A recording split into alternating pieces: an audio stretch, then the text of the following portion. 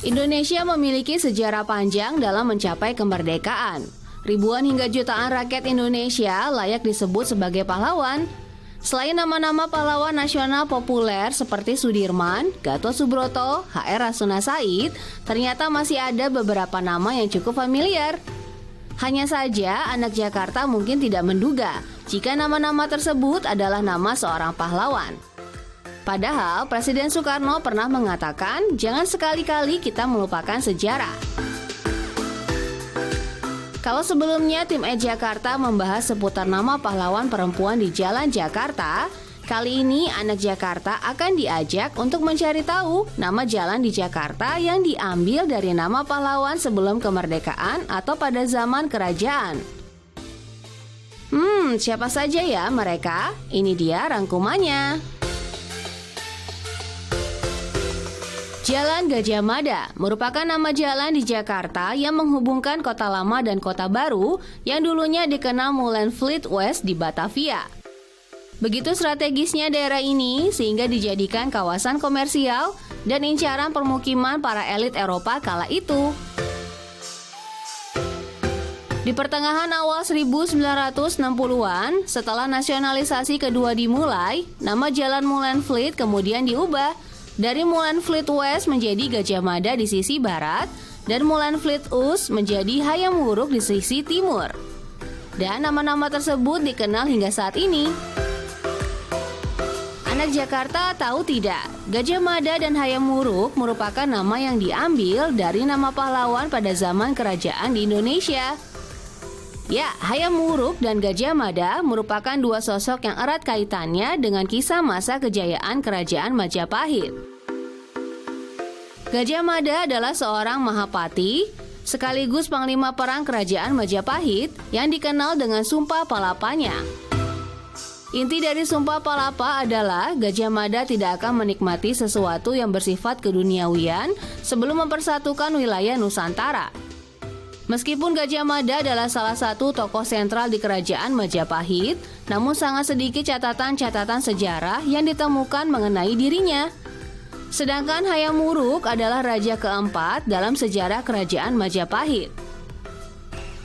Bergelar Sri Raja Sanegara, ia memimpin Majapahit sejak tahun 1350 hingga 1389 Masehi.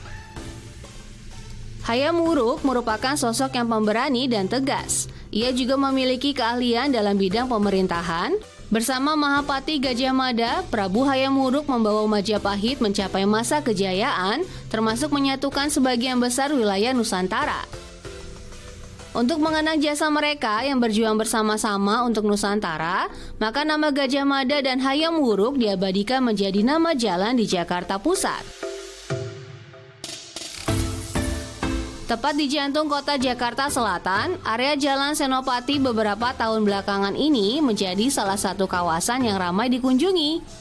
Kawasan Senopati merupakan lokasi yang strategis dan dikelilingi oleh 3 kawasan bisnis, yaitu Blok M, Sudirman, dan Mampang.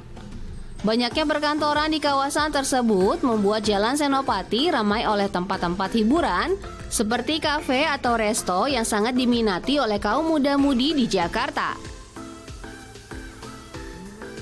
Nama Jalan Senopati diambil dari nama seorang Panembahan Senopati atau yang dikenal juga sebagai Danang Sutawijaya.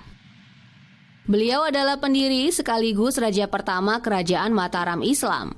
Memiliki jiwa kesatria dan pemberani, Danang Sutawijaya berhasil menaklukkan Arya Panangsang dalam perang saudara di kerajaan Demak, serta mendapat gelar Panembahan Senopati ketika pengangkatan dirinya sebagai raja pertama Kesultanan Mataram pada 1586. Masa kekuasaannya berlangsung selama 15 tahun hingga beliau wafat pada 1601. Pangeran Antasari lahir di Kayu Tangi, Kabupaten Banjar, Kalimantan Selatan pada tahun 1797. Meski memiliki darah bangsawan, Pangeran Antasari tumbuh besar di kalangan rakyat biasa. Ia pun menjadi sosok yang dekat dengan rakyat, disegani, dan sangat berpengaruh bagi masyarakat Banjar. Hal tersebut merupakan salah satu alasan kenapa Belanda sangat takut kepada pria yang bernama asli Gusti Inu Kartapati ini. Pangeran Antasari berhasil menguasai pendudukan Belanda di Gunung Jabuk. Selain itu, ia juga menyerang tambang batu bara Belanda di Pengaron. Kemudian, atas siasat Pangeran Antasari dan Tumenggung Suropati, para pejuang Banjar turut berhasil menenggelamkan kapal Onrus sekaligus para pemimpinnya seperti Letnan van der Velde dan Letnan Banger. Pangeran Antasari mendapat gelar pahlawan nasional karena jasa-jasanya. Hal ini sesuai dengan surat keputusan Presiden Republik Indonesia nomor 6 TK 1968.